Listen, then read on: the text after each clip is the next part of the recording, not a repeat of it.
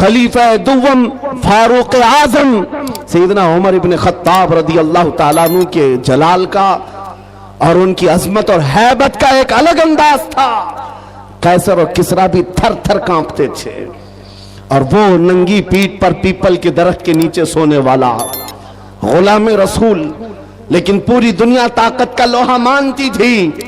وجہ کیا ہے؟ وہ عشق رسول سے بھرا ہوا سینہ لے کر چلتا تھا. عمر فاروق کے پاس سب سے بڑی چیز کیا تھی جانتے ہو؟ ایک بار آپ کو جب امیر المومنین کہہ کر پکارا گیا، آپ کے آنسو نکل آئے. لوگوں سے کہا اے لوگوں سنو، میں اپنی حیثیت بتاتا ہوں. میری حیثیت کیا ہے؟ میں خطاب کا بیٹا عمر ہوں. بچپن میں مجھ سے 2 بکریاں نہیں سنبھالی جاتی. میرے باپ سے میں روز مار کھاتا تھا. میں بکریوں کو سنبھال نہیں پاتا. میرے باپ مجھے روز مارتے تھے. خطاب کا بیٹا وہ عمر ہوں. لیکن آج اس دور میں 36 لاکھ اسکوائر کلومیٹر پر تنہا عمر کی نگرانی ہے. مصر بھی، فلسطین بھی، عراق بھی، شام بھی، یمن بھی، عرب کا یہ حجاز و نجد کا علاقہ پورا ایک عمر ابن خطاب کی نگرانی میں چل رہا تھا، جو اس دور کے تقریباً 36 لاکھ اسکوائر کلومیٹر کی بات ہوتی ہے. تنہا نگرانی چل رہی ہے. لیکن اس عمر ابن خطاب نے یہ نہیں کہا یہ میں نے اپنے طاقت کے بلبوتے تم پر حکمرانی قائم کی ہے، میں اپنے عدل کے بلبوتے تم پر اس حکمرانی کا تخت بچھایا ہے. نہیں، لوگوں سے کہا کہ اے لوگوں، یہ جو آج مجھے حیثیت ملی ہے اس لیے نہیں کہ خطاب کا بیٹا عمر ہوں، اس لیے کہ محمد عربی کا غلام عمر ہوں. سبحان اللہ، سبحان اللہ. اپنی نسبت جب حضور سے مضبوط کریں، دنیا اس کی طاقت کا لوہا مانتی ہے. ناموس رسالت کی حفاظت پر جو آئے ہیں میدان میں، اللہ کریم نے ان کے بازوؤں کو طاقت بخشی ہے اور کفار و مشرکین کے سینوں میں ان کا رعب ڈال دیتا ہے. یہ تاریخ کی سچائیاں بتاتی ہیں. آپ کو پتا ہے سیدنا عمر فاروق رضی اللہ تعالیٰ عنہ کا یہ عظیم خلافت کا زمانہ، ان کے متعلق جو لکھا گیا آج بھی موجود ہے. سینکڑوں میل دور رہنے والے کفار و مشرکین کی فوجیں صرف ان کے نام سے کانپتی تھیں، ڈرتی تھیں. یہی منصر، یہی وصف میں آپ کہتا ہوں کہ وہ ناموس رسالت کی حفاظت اور عشق رسول سے بھرا ہوا سینہ لے کر چلو، یہ اس زمانے کا نہیں، ہر زمانے کا سب سے بڑا ہتھیار ہے. سب سے بڑا ہتھیار ہے. لوگ آج یہ کہتے ہیں، بعض لوگ جو میرے ساتھ ہر جلسے میں انویسٹیگیشن کرتے بھی رہتے ہیں، ہر جگہ چلتے رہتے ہیں، کئی مرتبہ ہمارے علاقے میں بھی آئے اور وہ بار بار ہم سے یہ انویسٹیگیشن کرتے آپ چاہتے کیا ہے ہندوستان میں؟ جہاں جا رہے ہو یہ پورے مجمع کو جمع کر رہے ہو اور جذبے میں اور ان کو جوش دلا کر کھڑا کر رہے ہو، کیا چاہتے ہو؟ ان کو شاید ایسا لگتا ہوگا کہ ہم کوئی بہت بڑی ایسی تنظیم بنا رہے ہیں جو بم باندھ کر کے کہیں اڑ جائے. انہیں شاید ایسا لگتا ہو، اسی لیے بار بار اس چیز کی تلاش میں سرگردہ ہے. میں کھل کر کے بیان کرتا ہوں میرے عزیزو، کھل کر کے. ابھی ہم اپنے ممبئی میں ایک مرکز بنا رہے تھے تو صاحب وہاں تک پہنچی باتیں، کچھ لوگ کہنے لگے یہ کچھ سرنگ بنا رہے ہیں جس میں جہاد سکھانے والے ہیں. چھوٹا سا ایک ناموس رسالت کے تحفظ کی خاطر ایک مرکز بنانے کی بات کی تو ایسی باتیں پھیلائے. یاد رکھو ہم سرنگ میں نہیں سکھاتے، کھلے میدان میں سکھائیں گے. اور وہ بھی کوئی ایسی ویسی تربیت نہیں جس کی میں بات کر رہا ہوں. ہمارا مشن کیا ہے؟ میاں میں تو اپنے نوجوانوں سے کہتا ہوں چاقو چوری تلوار بندوق بارود تو دور ہے، تم بلیڈ لے کر کے بھی مت چلو، اس لیے کہ پلاسٹک کا بلیڈ بھی تمہارے ہاتھ میں ہوگا تو کل فرنٹ پیج پہ تمہارا نام آتنکوادیوں کے ساتھ. یہ تو آج کا مزاج ہے. میں جس مشن کی بات کر رہا ہوں وہ بات اتنی ہے، چھوڑو یہ سارے ہتھیار. وہ ہتھیار کیوں نہیں اپناتے جو غریب نواز ہندوستان آئے تھے تو لے کر کے آئے تھے؟ وہ سب سے بڑا ہتھیار عشق مصطفیٰ کی دولت، حضور پاک صلی اللہ تعالیٰ علیہ وسلم کی محبت کاملہ. میں جانتا ہوں جب اپنا نوجوان اس دولت سے بھرپور اور سرشار ہو جائے تو اس کا چلنا پھرنا دیکھ کر ہی کئی کیڑوں کو موت آ جائے، یوں ہی موت آ جائے. آپ کو کچھ کرنے کی ضرورت نہیں، تنہا آپ حضور پاک کے عشق میں چلتے پھرتے ایک شکل تو بن جاؤ، کم سے کم اس کی بنیاد تو رکھو کہ دنیا تمہیں پہچاننے کے لیے تمہارا نام نہ پوچھے۔ کبھی کنفیوژن اتنا بڑھ جاتا ہے کہ تمہارے نام سے نہیں پتا چلتا تم کون سے دین کے ہو، تو دنیا پھر تمہارے باپ کا نام پوچھتی ہے، باپ کے نام پر بھی کنفیوژن آ جاتا ہے تو دادا کا نام پوچھتی ہے، پتہ نہیں چل رہا کون سے دھرم سے تعلق رکھتا ہے، اس کا نام راجا ہے، باپ کا نام ببلو ہے، دادا کا نام ٹینو مینو ہے، کہیں سے کچھ سمجھ میں نہیں آتا۔ میرے عزیزو، ایسی نوبت کیوں آئے؟ آپ کا نام، آپ کے باپ دادا کا نام پوچھ کر کے دنیا یقین کرے۔ میں کہتا ہوں حضور پاک کی محبت میں اپنے آپ کو اتنا سرشار کر لو، کسی گلی سے گزر جائے دنیا دیکھ کر کے کہے مدینے کی گلی کا غلام نظر آتا ہے، تاجدار مدینہ کا غلام نظر آتا ہے۔ اللہ اکبر، یا رسول اللہ، زندہ آباد زندہ آباد۔ اللہ، اور یہ ناموس رسالت کی حفاظت یہ اللہ رب العزت کی شان ہے، وہ خود اپنے حبیب کی عزت کی حفاظت کرتا ہے۔ آپ کو پتا ہے قرآن پاک میں ایک دو نہیں کئی آیتیں جب جب کفار نے حضور کی طرف انگلی اٹھائی تھی تو جواب پہلے رب العالمین کا تھا۔ ابو لہب نے کہا تھا محمد تمہارے دونوں ہاتھ ٹوٹ جائیں، نعوذ باللہ من ذالک۔ رب تعالیٰ نے جواب میں آیت نازل فرمائی تبت یدا ابی لہب، محمد صلی اللہ علیہ وسلم کے نہیں، ابو لہب کے دونوں ہاتھ برباد ہو جائیں۔ قرآن میں آیت ہے، یہ نبی پاک کی ناموس کی حفاظت نہیں ہے تو اور کیا ہے؟ یہ دفاع ہے، ڈیفنس ہے جو خود رب ذوالجلال فرما رہا ہے۔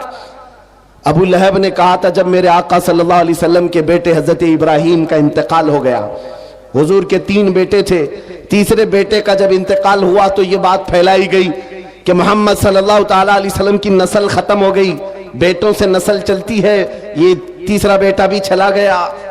نبی کریم صلی اللہ تعالیٰ علیہ وسلم غمگین ہوئے، رب تبارک و تعالیٰ نے پوری سورہ نازل فرمائی اِنَّا أَعْطَيْنَاكَ الْكَوْثَرَ فَصَلِّ لِرَبِّكَ وَانْحَرْ إِنَّ شَانِئَكَ هُوَ الْأَبْتَرُ۔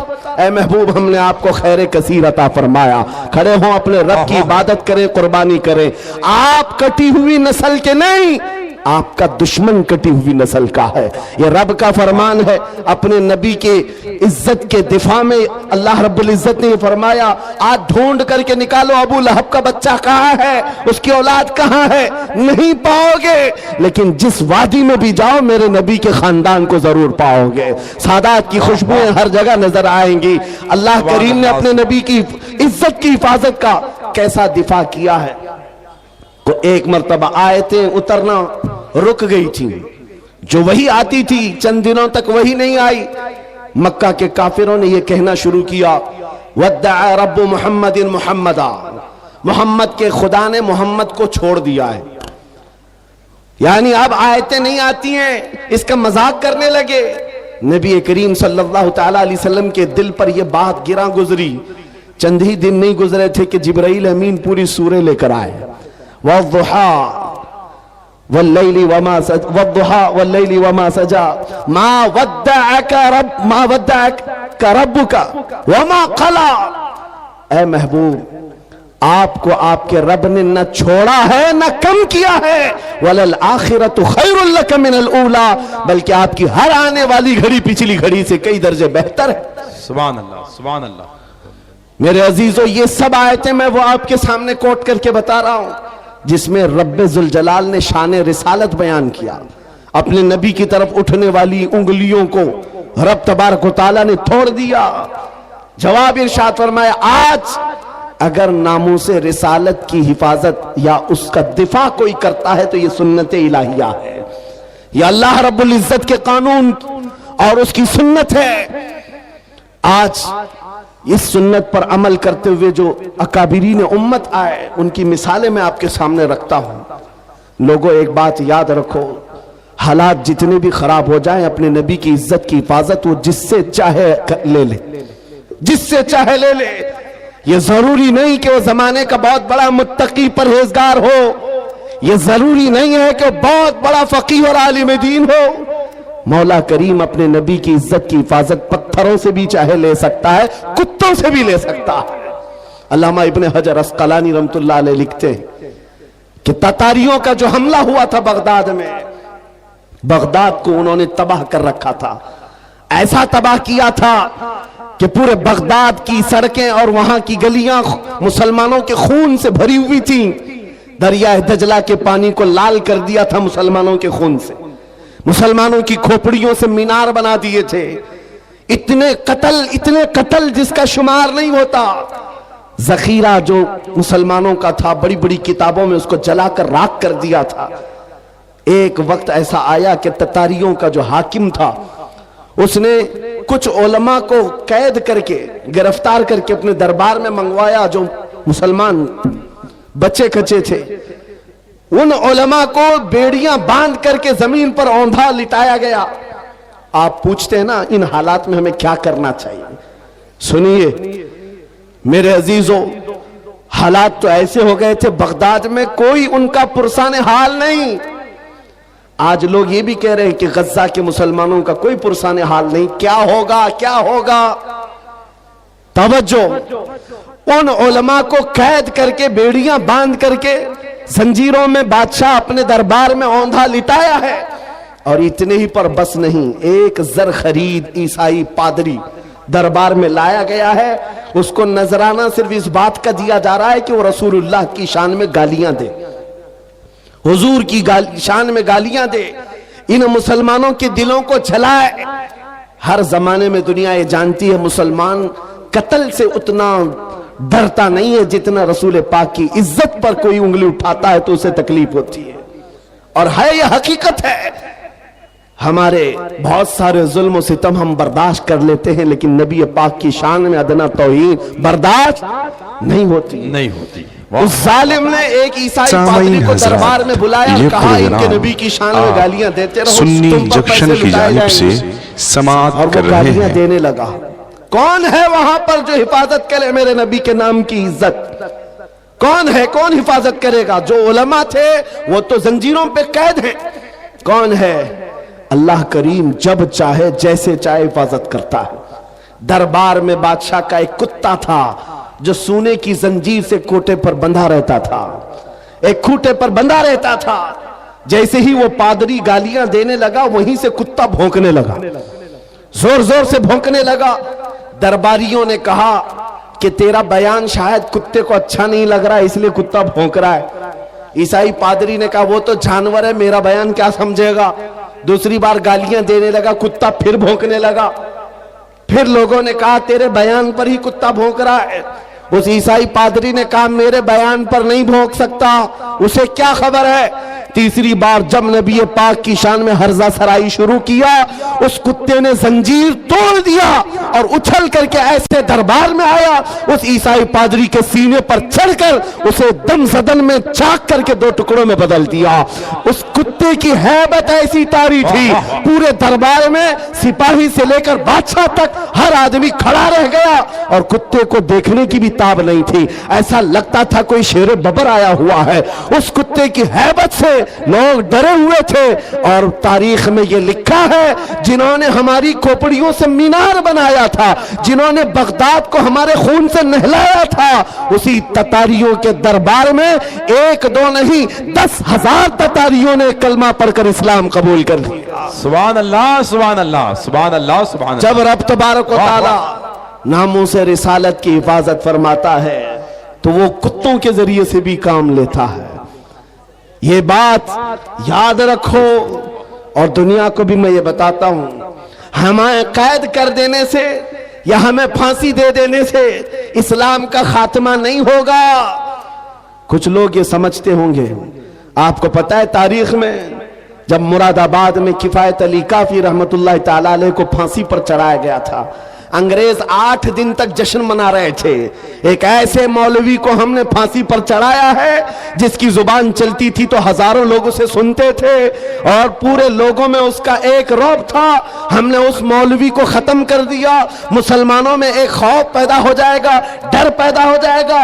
انگریز 8 دن جشن منائے ہوں گے لیکن انہیں خدائی قانون معلوم نہیں. مراد آباد میں پھانسی پر چڑھا رہے ایک عاشق رسول کو اور پروردگار عالم اسی مراد آباد کے پڑوس شہر بریلی میں امام احمد رضا کو پیدا کر رہا ہے. وہ ایسا عاشق رسول پیدا کیا جب وہ جوان ہوا تو صرف قلم سے نہیں, صرف زبان سے نہیں, بلکہ پوری تحریک چھیڑ دی. اور آج حالت یہ ہے, انگریز ایک عاشق رسول کو پھانسی پر چڑھا کر یہ سمجھتے تھے کہ عشق رسول کا خاتمہ ہو گیا. نہیں, ممکن نہیں ہے. بریلی کی زبان پھر چلی ہے تو ایسے چلی, خطہ خطہ آج بولتا ہے, ڈال دی قلب میں عظمت مصطفیٰ سیدی اعلی حضرت پہ لاکھوں سلام.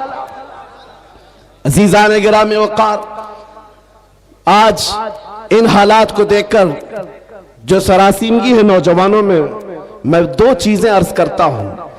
سرکار سیدی حضور حافظ ملت رحمت اللہ تعالی علیہ کا فرمان میرے والد گرامی سے میں نقل کر کے آپ کے سامنے رکھتا ہوں, جو وہ اپنے شاگردوں کے درمیان کہا کرتے تھے, 2 چیزیں اپنی زندگی میں لازم رکھو. کسی ظالم سے ڈرنا مت, کسی مظلوم پر اپنا جبر یا اپنی طاقت کا استعمال نہیں کرنا. کسی کمزور پر طاقت کا استعمال نہیں اور کسی ظالم سے ڈرنا نہیں. یہ 2 چیزیں لے کر کے چلو, تمہارا کچھ نہیں ہوگا. کلمہ طیبہ پڑھا ہے اور میرے نبی کی امت میں ہو.